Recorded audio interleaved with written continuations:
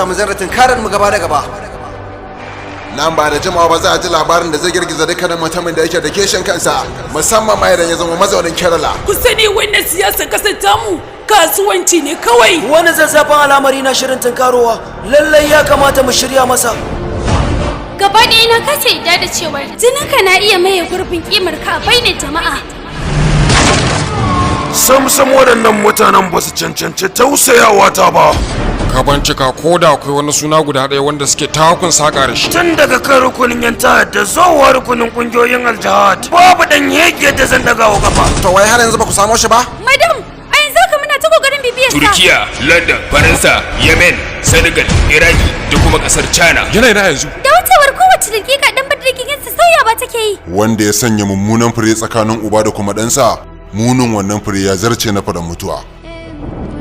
Wannan mutumi shine makasudin tarwatsa wannan bakin mulki. Bayyana sa waje kuma firgita kowa take yi. Martabawa da yabo da jinjinawa wajibi ne ga dukkan mai mulki. A bangaren Jambi kuma na san bata da matsala a kowanne zai kare ta, wato kawuna. Wani mutumi ne dan siyasa da ya taba zama wa dan majalisa a Kerala. To amma labe me yasa kowa ke da tsoron tunkarar bincike a kansa? Saboda har yanzu da akwai bangaren da babu wanda ya sani a cikin labarin Stephen ne dan falle.